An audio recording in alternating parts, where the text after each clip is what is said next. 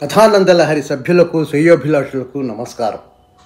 ఈ కథానందలహరిలోని కథలు, కవితలు, నేను రచించిన పాటలు, సింహావలోకనం అనే శీర్షికపై కొన్ని పునఃప్రసారాలు గత 25 నెలలుగా 25 నెలలుగా చేస్తున్నాం. ఇంతవరకు 100కు పైన కవితలు మంగళవారాలు, 100కు పైగా కథలు శుక్రవారాలు వచ్చాయి. ఇంతవరకు మేము ఎవరిని ఛానల్ను సబ్స్క్రైబ్ చేసుకోమని అడగనే లేదు. అయినా చాలామంది కథలు, కవితలు నచ్చి సబ్స్క్రైబ్ చేసుకుని మాకు ఫీడ్బ్యాక్ ఇస్తూనే ఉన్నారు. వారందరికీ మా కృతజ్ఞతలు.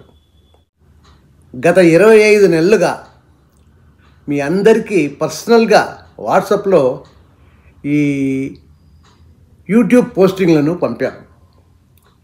కొన్ని కారణాల వల్ల డిసెంబర్ 16తో ఇక ఈ పోస్టింగ్లు పంపటం ఆపుతున్నాం. కనుక దయచేసి ఈ కథలు, కవితలు, ఆడియో, వీడియో కావలసిన మిత్రులు, శ్రేయోభిలాషులు ఫ్రీగా సబ్స్క్రైబ్ చేసుకుని చూసి విని ఆనందించ ప్రార్థన.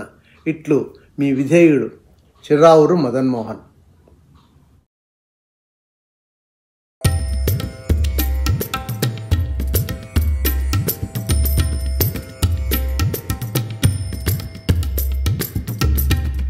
ఇది కథా కథానందలహరి, ఇది కమ్మని కథల లాహిరి, కమ్మని కథల లాహిరి,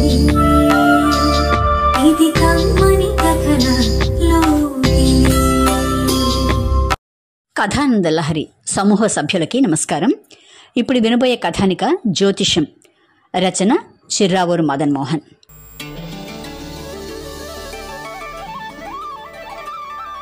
ఆయన పేరు doctor Ramachandrarao, MA, honours, PhD, MPhil వగైరా వగైరా. ఒక కాలంలో యూనివర్సిటీ వైస్ ఛాన్సలర్గా పనిచేసి రిటైర్ అయ్యారు. 2 కొడుకులు, 1 కూతురు. అందరినీ చదువుల కోసం, ఉద్యోగాల కోసం అమెరికాకు పంపాడు. ఆయనను తెలిసిన వాళ్ళంతా ఆయన చూస్తే లేచి నుంచుని వంగి దండం పెడతారు. ఆయన చదివిన చదువులు, పొందిన బిరుదులు, చేసిన ఉద్యోగాలు అన్నీ పోయి ఇప్పుడు ఆ రామచంద్రరావు గారు ఓ బాడీ. పోయిన సెలవులకు పిల్లలంతా వచ్చి వెళ్లారు. మళ్ళీ ఇప్పుడు రావటం కుదరదట. కారణం, ఒకరికి సెలవులు దొరకలా, ఇంకొకరికి ఫ్లైట్ టికెట్స్ కన్సెషన్లో దొరకలా, కూతురికి అల్లుడి అనుమతి దొరకలా, అదీగాక పిల్లల పరీక్షలు బిజీ. కష్టాలన్నవి పేదవాళ్ళకే కాదు, ధనవంతులకు కూడా వస్తాయనటానికి ఈ సంఘటనలే ఉదాహరణలు. రామచంద్రరావు గారి ఆ 3 పిల్లలు తనతోనే ఓ స్కూల్లో చదువుకున్నారు. ఒకడు తన క్లాస్మేట్, మిగిలిన వారు తన స్కూల్మేట్స్. జీవితంలో తనకు చాలాసార్లు రామచంద్రరావు గారి సలహాలు, సహకారాలు లభించాయి. తనను కూడా ఆయన ఓ కొడుకుగానే భావించారు. రామచంద్రరావు గారు చనిపోయారన్న వార్త వచ్చినప్పటి నుంచి వాళ్ళ పిల్లల స్థానంలో ఉండి అన్ని పనులు శేఖరే చేస్తున్నాడు. డాక్టర్ దగ్గర డెత్ సర్టిఫికేట్, ఆయనను ఉంచడానికి ఐస్ బాక్స్, బ్రాహ్మణులను సంప్రదించటం, ఆయన పిల్లలను వాట్సాప్లో కాంటాక్ట్ చేయడం, బరియల్ గ్రౌండ్ వారి వ్యవహారం వగైరా వగైరా. అన్ని తర్జన భర్జనల తర్వాత పిల్లలిక రారు అని తెలిసిన శేఖర్ తనే రంగంలోకి దూకాలని నిశ్చయించుకున్నాడు. కానీ ఇందులో ఓ పెద్ద సమస్య వచ్చి పడింది.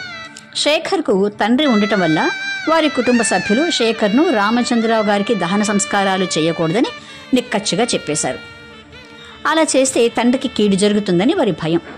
కానీ తనకు ఆ ఇంటికి ఉన్న అవినావభావ సంబంధం వల్ల, తను రామచంద్రరావు గారి వద్ద పొందిన సహాయం వల్ల తన కుటుంబ సభ్యులను ఒప్పించి దహన సంస్కారాలు చేద్దాం అనుకున్నాడు శేఖర్.